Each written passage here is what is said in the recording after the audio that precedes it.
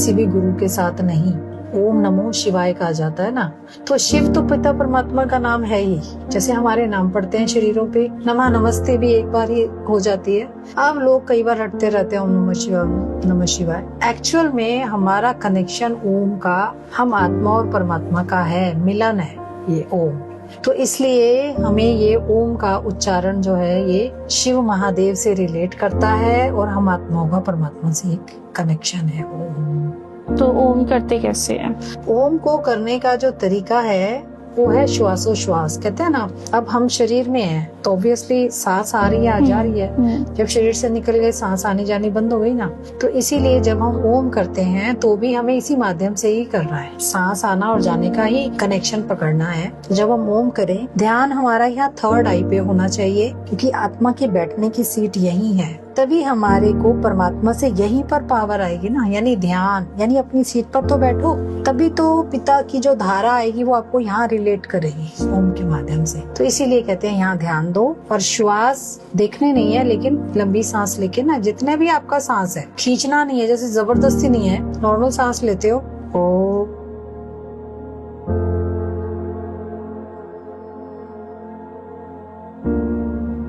फिर सांस लो, ओ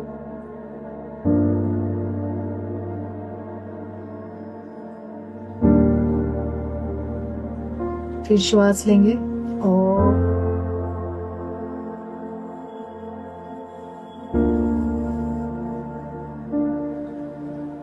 तो ये तरीका है परमात्मा से कनेक्ट होने का, अपनी सीट पे मुख के द्वारा उच्चारना, श्वास के माध्यम से। तो ये हमारा डायरेक्ट रिलेट है पिता परमात्मा से, जिससे हमें क्या फायदे होते हैं। नंबर 1, इसी सीट पर जब हम ओम का उच्चारण करते हैं तो हमारा पिता से इसी सीट पर कनेक्शन होता है। ध्वनि से ध्वनि मिलती है तो पिता की धारा हमारे साथ रिलेट इसी स्थान पे करती है, और हमारे जीवन में, इस संसार में चलने के कारण, क्योंकि ये संसार कर्म क्षेत्र है, ये संसार दुआओं बदुआओं का खेल है, तो ऑब्वियसली हमारे जीवन में कहीं ना कहीं कुछ ना कुछ कमियां आ जाती हैं, है ना। कौन सी कमियां? किसी में काम, किसी में क्रोध, लोभ, मोह, अहंकार, ईर्ष्या, द्वेष, डर, चिंता, आलस, जो ये कमियां आ गई ना, इसी कारण से हमारे जीवन में किसी के तन में रोग बढ़ जाता है, किसी का मन अशांत होने लगता है, किसी के घर में धन की कमी होने लगती है, तो कहीं झगड़े बढ़ने लग जाते हैं। तो इसीलिए जब हम ओम का उच्चारण करते हैं तो ऑब्वियसली पिता की किरण हमें यहाँ से रिलेट करती है, तो हमारी आत्मा में आलस्य हटने लगता है, खुशी आने लगती है, आनंद आने लगता है, एक्टिवेशन आने लगता है, एकाग्रता बढ़ने लगती है, लव आने लगता है, पीस आने लगता है, प्योरिटी आने लगती है, नॉलेज आने लगती है। तो जितना हम ओम करते जाते हैं, यहाँ पे हमें जो कमियां हैं उनकी जगह फिर से मेरे आत्मा में जो ओरिजिनल गुण थे फिर से मेंटेन होने लगते हैं। तो मुझे फिर से इस संसार में जो मौज करने में आई थी, फिर से मैं मौजों में आने लग जाती, खुशी आ जाती, आंखों में रोशनी आ जाती है और मजा आने लगता है अपने आप। जहाँ फिर सुख शांति आती है, आत्मा हैप्पी हुई, वहाँ पे कहते हैं ना, जहाँ शांति है वहाँ धन की लक्ष्मी ऑटोमेटिकली आती है। और जहाँ पे लड़ाई झगड़े हैं, गुस्सा है, ये सब, वहाँ पे भरे हुए घड़े भी खाली हो जाते हैं। माना क्या कि लक्ष्मी ऑटोमेटिकली, जब हम सर्वगुण संपन्न स्थिति में होते हैं, पीसफुल, रिलैक्स्ड, हैप्पी, तो ऑब्वियसली सबके साथ हमारे कनेक्शन अच्छे होने लग जाते हैं। तो हम अपने आप दुआएं इकट्ठी करने लग जाते हैं, कर्म शुभ होने लग जाते हैं, और ये संसार जो आज नर्क बना है फिर से शुभ होने लग जाता है। तो सारा दारोमदार फिर किस पर है? एक ही शब्द पे ही तो है। तो बस इसमें किसी को किसी का दोष नहीं है। परमात्मा भी किसी बच्चे पे कोई दोष नहीं रख रहे कि तुम ऐसे हो, तुम ऐसे हो, तुम्हारे कर्म नहीं देख रहा। कर्म नहीं, वो कहता है मेरे बच्चों, मेरे को बीच में रख के चलो, बस मेरा शब्द पकड़ के चलो, बस, और कुछ नहीं। तो ये हमें फायदे होते हैं। हमारा पीस मेंटेन होने लगता है, पावर मेंटेन होने लगती है, शक्ति, ज्ञान, बुद्धि, समझ, सब कुछ आने लग जाता है, और खुशियां खुशियां जीते जी, मर के नहीं, जीते जी आने लगती है। इसीलिए भारत पर ही सोने की चिड़िया का गायन है। भारत को कहा गया है सोने की चिड़िया, कोई रशिया अमेरिका को नहीं। भारत पर ही महाभारत लिखी गई थी, कोई बाहर के देश के नाम पे नहीं। इसलिए भारत में आज फिर से शिव महादेव की जन्म स्थली है। इसलिए यहाँ पे शिवरात्रि भारत में गुरुओं की, संतों की या कहो देवी देवताओं की, भगवान की मनाई जाती है। बाहर के देश तो आस्था में है ही नहीं। भारतीय भारतवासी है, क्यों? क्योंकि उन्होंने परमात्मा से डायरेक्ट प्राप्ति कर रखी है कि परमात्मा का उन्होंने कहना माना है कि पिता ने सर्वस्व सिर पे हाथ रखा है। इसीलिए भारत सोने की चिड़िया था, आज गरीब बन गया, लेकिन फिर से भगवान भारत में आए हुए हैं और फिर से ओम के माध्यम से खुशियां और सुखों से भर रहे हैं। तो ले लो अपने राइट, छोड़ो नहीं, क्योंकि ये मौका आप एक बार चूक गया ना, फिर कभी आएगा, कभी सोचोगे भगवान के बारे में तब आएगा। आज वो भाग्य की कलम हमारे हाथ में दे रहा है, ओम के माध्यम से खींच लो जितनी लंबी खींचनी है। यही है, वेस्ट मोबाइल्स देखना बंद करो, वेस्ट वीडियोस देखना। आज हमारा यही संदेश है सबको कि एक दूसरे की ये जो बातें, ये जो कनेक्शंस, ये जो तेरी मेरी, इन सबको छोड़ो। ये हमारे मतलब की चीजें नहीं है। ये सिर्फ हम दूसरों के कंटेंट को पावरफुल करके उनको नोट कमवा रहे हैं और क्या कर रहे हैं। अपने बारे में सोचो, अपना सुख, अपनी शांति, अपना प्यार। जिस दिन मैं स्टेबल हो गई ना, मैं हजारों को सुख दे सकती हूँ। तो ये चाहिए, तो ये हमें सिर्फ एक परमात्मा से ही मिलेगा, ओम के माध्यम से। अच्छा, हम देखते हैं जैसे रावण के 10 सिर होते हैं, लेकिन एक्चुअल में तो किसी के 10 सिर नहीं होते, तो इसका क्या कॉन्सेप्ट है? देखो बेटे, मैंने अभी आपको ये भी बताया कि जो गुण परमात्मा के वो हमारे, जब हम संसार चक्र में आते हैं तो ये, क्योंकि ये संसार कर्म क्षेत्र है, ये संसार दुआओं बदुआओं का खेल है। इसीलिए जब हम संसार में आते हैं ना, तो हमें ये तो पता नहीं हम आत्मा है, हम तो बॉडी में एक दो के फंस गए। इसलिए हमारे जीवन में कोई ना कोई जो गुण थे ना कम होने लगते हैं। जैसे एक नई गाड़ी है, नई गाड़ी शोरूम में ब्यूटीफुल भी होगी और इंजन भी बड़ा पावरफुल होगा, है ना, तभी उसके रेट सबसे हाई होंगे। जब वो रोड पे चलने पे आती है तो कलर भी फेड होने लगता है और इंजन में वीकनेस भी आने लगती है। बिल्कुल इसी प्रकार हम आत्माएं जब परम धाम में पिता परमात्मा की कस्टडी में होते हैं तो पावरफुल, ब्यूटीफुल। और जब हम संसार चक्र में आके जन्म लेते हैं तो धीरे धीरे जब हम एक दो के कनेक्शन में आते हैं तो धीरे धीरे हमारे अंदर जो गुण थे ना वो कुछ ना कुछ घटने लगते हैं, और घटने के कारण उसकी जगह, फिर गुणों की जगह अवगुण आने लगते हैं। कौन से अवगुण? काम, क्रोध, लोभ, मोह, अहंकार, ईर्ष्या, द्वेष, डर, चिंता और आलस्य। इसीलिए हमारे जीवन में किसी का तन में रोग, किसी का मन अशांत, किसी के घर धन की कमी, तो कई संबंध बिगड़ जाते हैं। इसीलिए ये जो 10 सिर दिखाए हैं ना, प्रैक्टिकल में 10 सिर किसी के भी नहीं होते हैं। प्रैक्टिकली हमारी आत्मा में 10 विकार, गुणों की जगह, अब जगह तो लेनी है ना, सोल ने में कुछ ना कुछ तो खाली होगी। अच्छी चीज जाएगी तो बुरी तो आएगी ना, एंटर करेगी। अब जैसे पेट है, अब आपने अच्छी चीज खानी छोड़ दी, बुरी चीज तो, पेट तो भरना ही है ना, भूख तो लगेगी लगेगी। हमने गंद खाना शुरू कर दिया, अब गंद खाना शुरू किया, नहीं गंदगी, गलत विकारों में आ गए। तो इसलिए ही रावण का खेल हमें दिखाया गया है, और उसकी समाप्ति भी कौन करता है? राम। कहते हैं ना, रावण को राम ही खत्म करता है। हम मनुष्यों में वो ताकत नहीं। राम और रावण का खेल दिखाया है ना, और रावण की नाभि में ही तीर मारा जाता है। इधर उधर मारते हैं, रावण फिर डेवलप हो जाता है। नाभि में तीर मारना क्या माना कि क्योंकि हम नाभि के माध्यम से इस आत्माओं से, एक दूसरे से और प्रकृति से जुड़े हैं, और अंदर में हम सोल परमात्मा से धागे के रूप में ओम के माध्यम से जुड़े हैं। तो इसलिए नाभि माना, नाभि से संसार में आए ना, तो नाभि में सीधा तीर मारते हैं राम, यानी परमात्मा के गुण, और यहाँ पे हम ओम करते जाते हैं तो हम इन विकारों से छूटते जाते हैं और अपने असली गुणों में आते जाते हैं। अच्छा, ये बताइए स्वास्तिक का क्या अर्थ है? स्वास्तिक, देखो हम हर अपने शुभ कार्य के लिए स्वास्तिक बनाते हैं, चाहे बिजनेस में हो, चाहे कोई बच्चा आए, चाहे मतलब हर शुभ कार्य में स्वास्तिक लगता है, और उसके साथ ऑलवेज शुभ लाभ लिखा जाता है। शुभ लाभ यानी स्वास्तिक, और बीच में साइडों में शुभ लाभ माना। इसका अर्थ है, मीनिंग है, अर्थ इसका क्या है कि स्वास्तिक यानी परमात्मा के द्वारा इसका अर्थ दिया गया था, स्व की स्थिति में टिक के रहो तो तुम्हें सदा शुभ लाभ होंगे ही। बजाय के ध्यान देने के इधर उधर उधर इधर, अपनी आत्मा पे स्टैंड करते हुए जो सही है वो कर्म करते जाओ तो ऑटोमेटिकली आपको फायदे होंगे ही। लेकिन आज हम क्या करें, स्वास्तिक, स्व की स्थिति में नहीं टिक पा रहे और दूसरों की स्थितियों में फंस रहे हैं, इसीलिए हमें आज लॉस होते जा रहे हैं, तो ये तब नुकसान हो रहा है। स्व की स्थिति पे टिकना है और ओम का उच्चारण करना है। हमें तो मुझसे मतलब है ना, मुझे मेरे से मतलब है सुखों से, तब खुशियां देती जाऊंगी तो खुशियां आनी है। अच्छा, आप मुझे ये बताओ, सभी धर्मों के लोग अलग अलग परमात्मा को मानते हैं, तो हम सब एक कैसे हो सकते हैं? देखो, सारा विश्व अलग अलग रूप में परमपिता परमात्मा को मानता है, क्योंकि उनके इष्ट ने परमात्मा के लिए इशारे ऊपर दिए थे, क्योंकि परमात्मा दिखता नहीं। तो इसलिए जिन्होंने उस पिता परमात्मा की महिमा करी, उन्हीं को ही उनके अनुयायियों ने, उनके प्रजा ने, उनके लोगों ने उनको ही अपना परमात्मा मान लिया, कि परमात्मा दिखता नहीं था। लेकिन सभी धर्म पिताओं ने, सभी ने इशारे ऊपर ही दिए थे। तो इसलिए, लेकिन संसार मूंझ गया, मुंजारे में आ गया और उन्हीं को ही मानना शुरू कर दिया अपने धर्म पिताओं। जब से ये जानना था, परमात्मा के साथ ब्रह्मा, विष्णु और शंकर जी जुड़ जाते हैं, तो बाकी के और देवी देवता या गुरु क्यों नहीं जोड़े जाते? बिल्कुल, बहुत अच्छे ये पॉइंट है।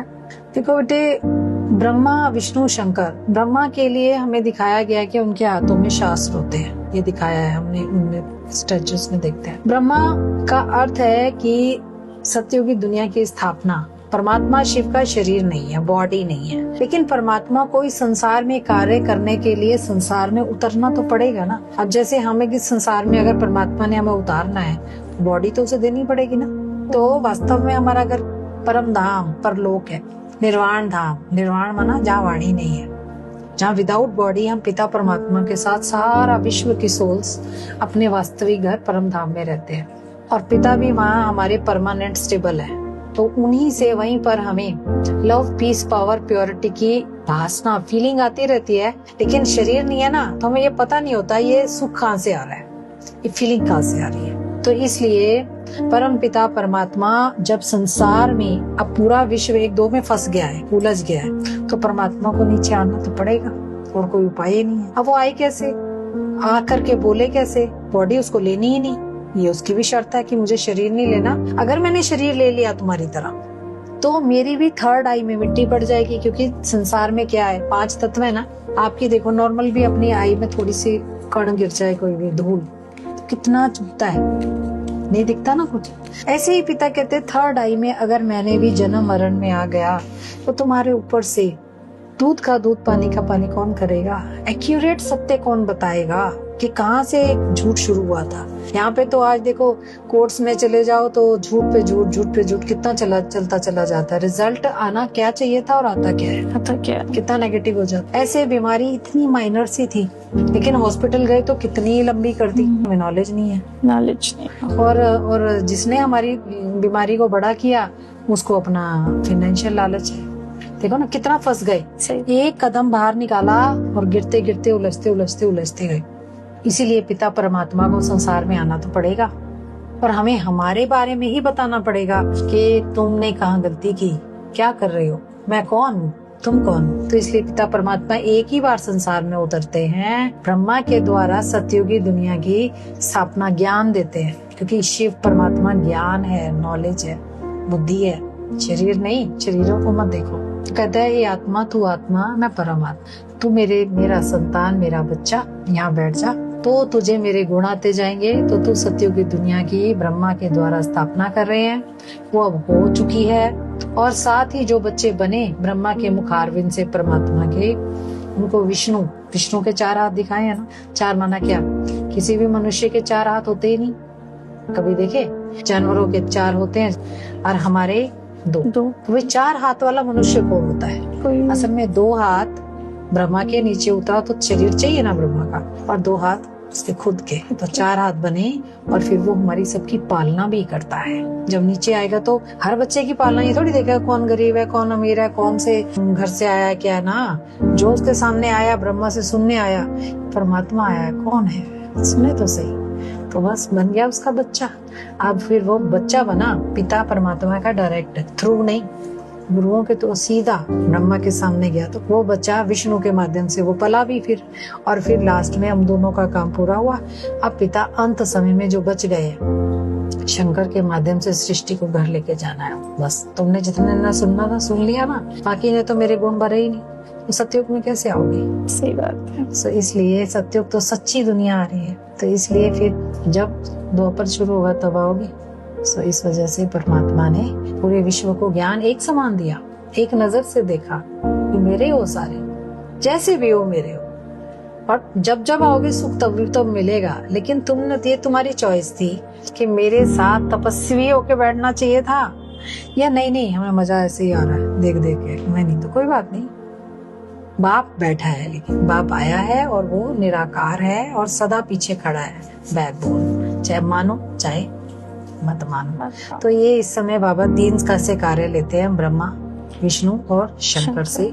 100 वर्ष का शिव बाबा का पार्ट है, ब्रह्मा के माध्यम से बोलते जाते हैं ज्ञान को, और विष्णु के द्वारा वही 100 वर्ष पालना भी देते हैं जो आते जाते हैं। बाकी जो नहीं आए कोई बात नहीं। शंकर, क्योंकि ब्रह्मा ने तो स्थापना हो गई, उसे विनाश थोड़ी कराएगा, खत्म कराना है। शंकर के माध्यम से इस सृष्टि की समाप्ति करते हैं, मतलब चैप्टर को एक बार क्लोज करते हैं, फिर जनरेट करेंगे, फिर सतयुग से फिर शुरू होगा संसार। तो खत्म कुछ नहीं होता।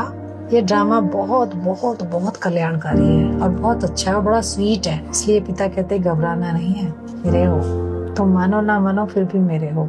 तो वही ब्रह्मा विष्णु शंकर से एक ही बार आते हैं और एक ही बार फिर तीनों कार्य करके जाते हैं। मुझसे बात करके मुझे बहुत अच्छा लगा, मुझे बहुत नॉलेज मिली, हमारी ऑडियंस को भी काफी नॉलेज मिली है। मेरा बस आखिरी आपसे पर्सनल सवाल यही है, जैसे हम दुनिया में घूमते हैं, हमारी लाइफ में इतनी प्रॉब्लम्स आती हैं, अप एंड डाउन्स आते हैं, तो इस चीज का परमात्मा के साथ जुड़ के हमें सोल्यूशन कैसे मिल सकता है और क्या मिल सकता है? देखो बेटे, हर आत्मा अपने आप में कंप्लीट है। हम कहते हैं ना, हम एक दो को समझाएं, जरूरत नहीं है। हर इंसान, हर आत्मा अपने आप में एक गुण लिए बैठी है, लेकिन जब दूसरे लोग उसके साथ कनेक्ट होते हैं ना, तो वो बेचारी अपनी सीट भी खो देती है। अरे मैं क्या सोच रही थी, आप जैसे समझा रहे हो ऐसे समझिए, मेरा भी तो अपने, कहते हैं ना कई बार बहुत, हमारा अपना भी तो दिमाग है, हमें तो सोचने दो, हमें तो टाइम दो। हमें क्या है, जब एक दूसरे में ना फंसते जा रहे हैं, फंस जाते हैं। क्यों फंस जाते हैं? क्योंकि हमने एक दूसरे के साथ जीना है, एक दूसरे के साथ जी रहे हैं, तो हम अपने एक दूसरे को फंसाते जाते हैं। इसीलिए महादेव पिता शिव का कहना है कि ना मूर्तियों में फंसना है, ना गुरुओं में फंसो। ठीक है, जब तक ज्ञान नहीं है तो किसी का हाथ पकड़ना पड़ेगा, लेकिन आज अगर मैं खुद